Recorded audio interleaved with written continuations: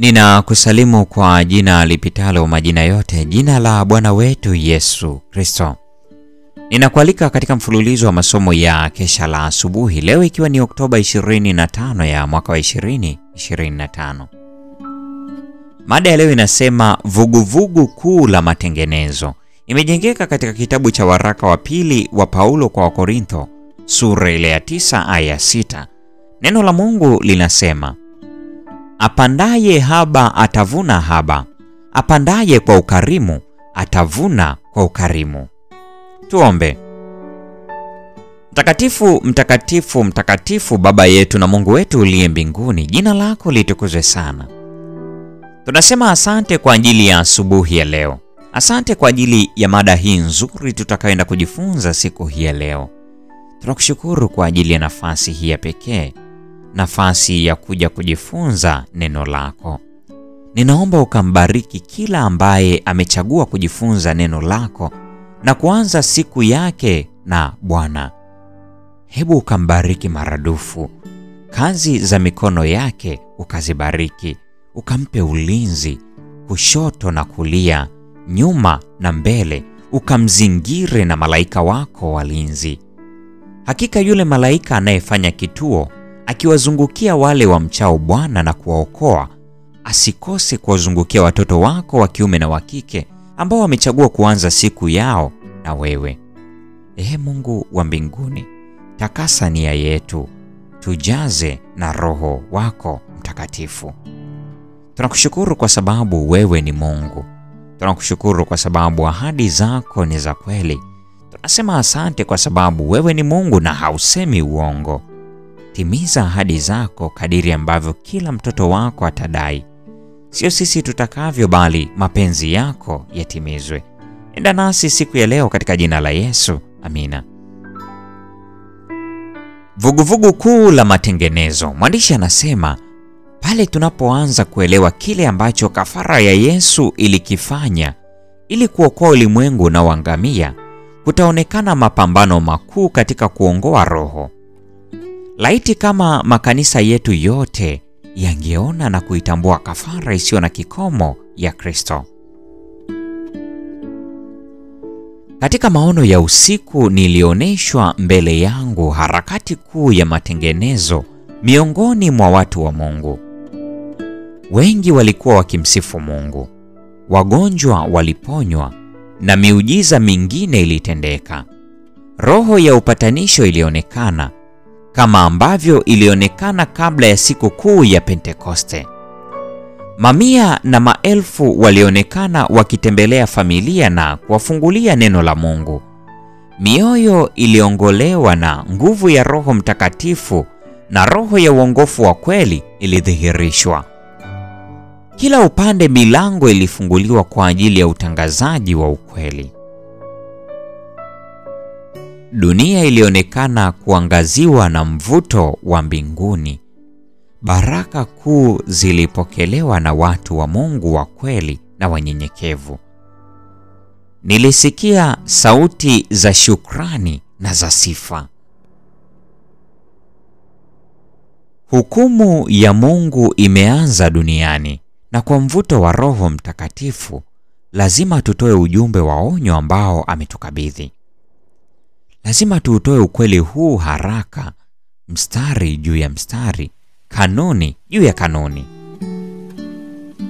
Hivi karibuni watu watalazimishwa kufanya maamuzi makuu, na ni wajibu wetu kuona kwamba wanapewa fursa ya kuelewa ukweli ili waweze kufanya maamuzi yao kwa busara katika upande ulio sahihi.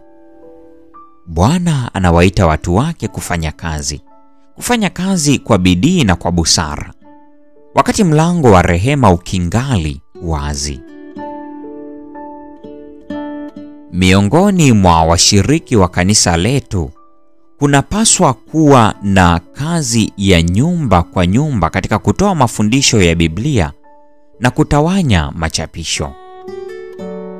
Tabia ya Kikristo inaweza kuundwa kwa ulinganifu na ukamilifu pale tu wakala wa kibinadamu anapoiona kuwa ni fursa ya kufanya kazi bila kujali katika kutangaza ukweli na kuendeleza kazi ya Mungu kwa mali.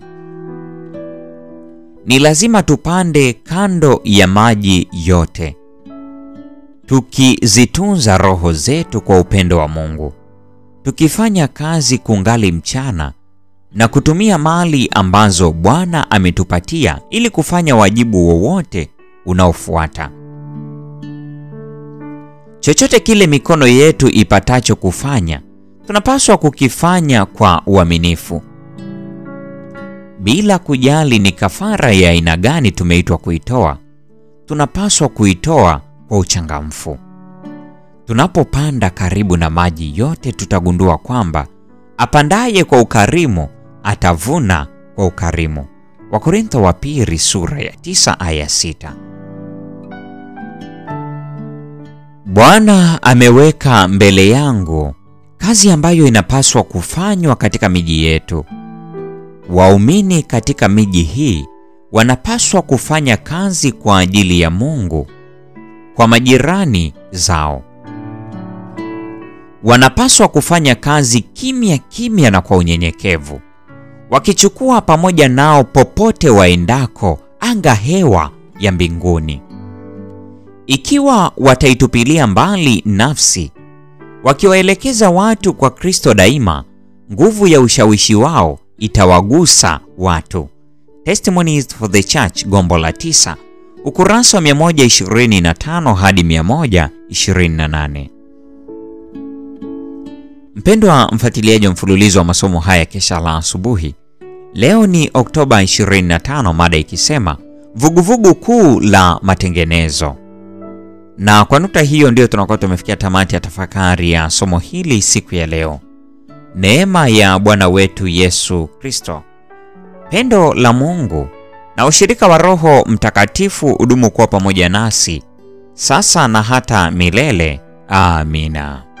Pengine kwa maneno yako, pengine kwa matendo yako, au pengine kwa mawazo yako, umetanga mbali naye Mungu. Huenda ni baraka alizokupa Mungu,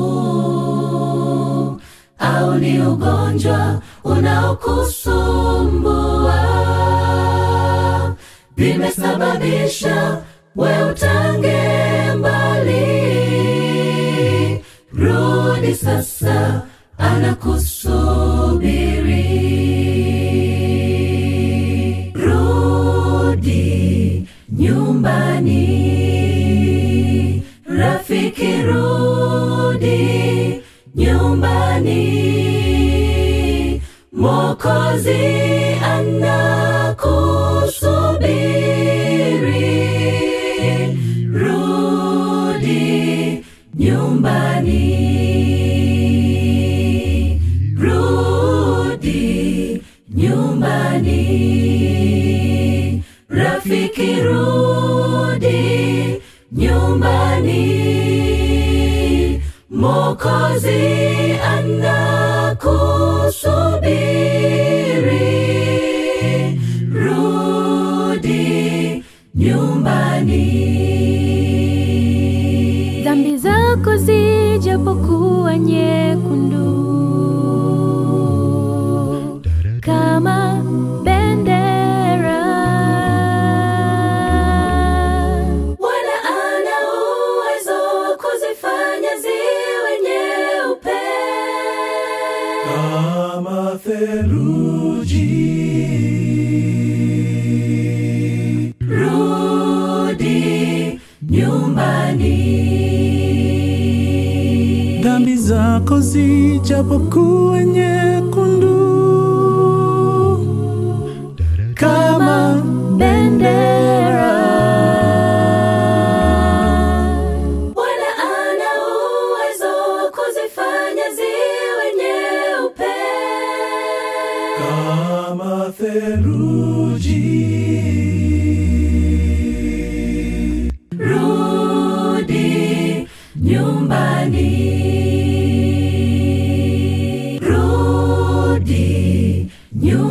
nyumbani. Rafiki rudi nyumbani,